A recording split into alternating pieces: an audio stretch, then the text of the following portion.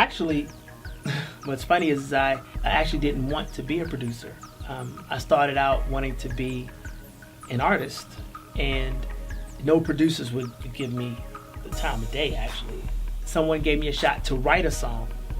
First time out the gate, I get on the record goes platinum. I know it doesn't happen like that for everybody, but I put in a lot of work before I even got to that shot to write that record. You know, I was put in like 7 years of work prior. All that to say is the next natural progression was to actually produce.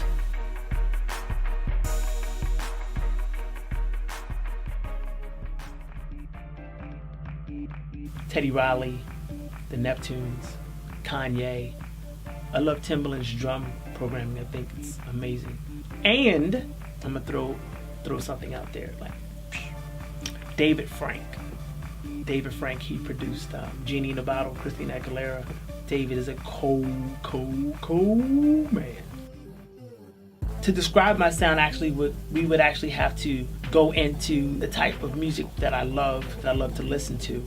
So let's do that.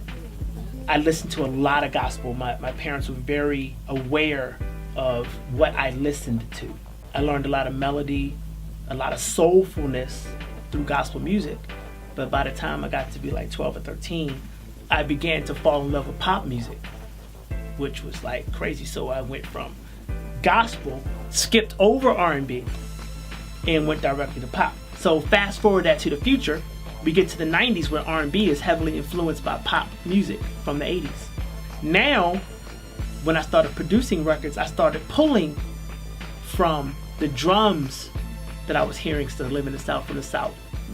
But then the melodies over top from pop melodies. So the production that I do is you can hear the influence of gospel, you can hear pop, you can hear hip hop, which is very important.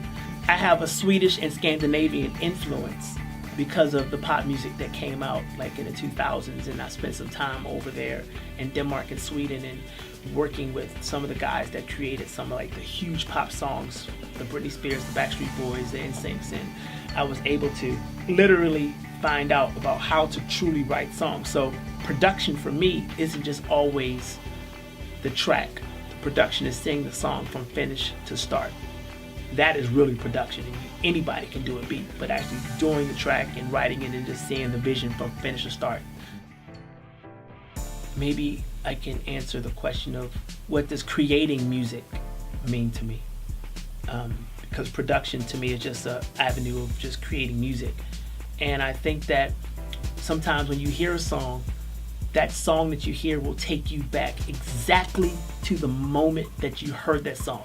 The feeling, if you was breaking up with a girl, music just has the ability to take you back exactly to that moment in life. And me being able to know that the songs that are produced or written are markers in people's lives, that is more than I can ask for, which is why I feel like I have a responsibility to create music that actually creates, I guess, joy, for lack of a better word, so and happy experiences. So that's what music or being a producer means to me, is really just being able to be a part of people's lives to where I can capture moments that will last forever with them. Now, my friends know that I was a die-hard MPC head, period. You know, now I'm like, getting all techie and geeky, like, oh. One day, one of my really good friends, I was bringing my MPC over to his house, and he was just like, Nate, what are you doing? It's 2010.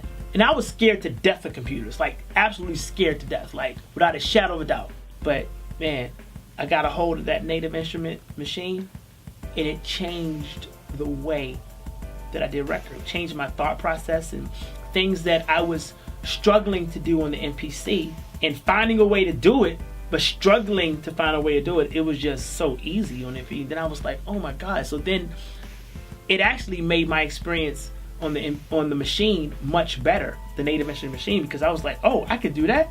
So then creatively, it was just, I was able to do things so much different. And of course, I don't read directions. So with me not reading directions, I probably learned how to do things the wrong way, which actually became my way, which actually gave me even a better sound.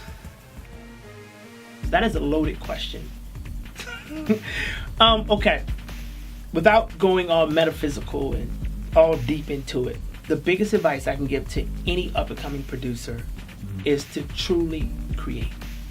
We all are creative beings, whether it's you have a pencil and you start drawing something that's in your mind, or you have a drum machine and you start, doing a beat. There was nothing there until you actually started creating it. I believe that in creation, just in general, there's life in creation. That's why you have the word create, you have the word duplicate. When you duplicate something, there's no life in duplication. It's bland, it's stale, it doesn't connect. A&R people and record company people, they always want to hear something that sounds like something else, but it will never sound like the original. If I wanted to be Kanye, I would never be Kanye. I would always be a cheap imitation of Kanye. But I will always be the best Nate. And I feel like the world is waiting for producers to be the best that they are and to be in their own lane. With that being said, I would truly just tell producers to truly just create what you were born to do. You can stay in your own lane and keep all the money, or you can hop in a lane with everybody else and split it.